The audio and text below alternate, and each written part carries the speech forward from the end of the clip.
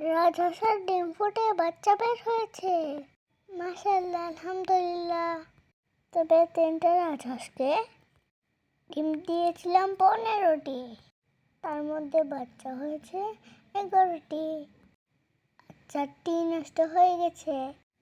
এখন আবার 2টো বাচ্চা অসুস্থ।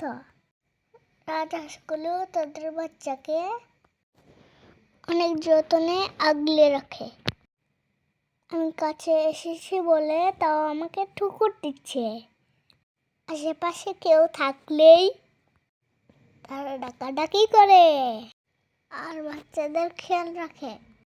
পিছনে একটা গরু আসছে, দেখেই তারা ওইদিকে মুখ করে ডাকাডাকি শুরু করলো। ওই যে দেখা যায় গরুটা আসছে। দেখুন, গরুটা খুব তাড়াতাড়ি আসছে আমাদের হাঁসগুলোকে তাড়া করার জন্যে, কিন্তু সে পাবে না, তার দড়ি ছোট। একটা হাঁস আমার কাছে এসে আমার পায়ে কামড় দিবে। সে ভাবছে আমি তাদের বাচ্চাকে ক্ষতি করব। সবাই আমার রাজহাঁসের জন্য দোয়া করবে। আসসালামু আলাইকুম সবাইকে। লাইক, কমেন্ট, শেয়ার ও সাবস্ক্রাইব করুন। See you again. টাটা।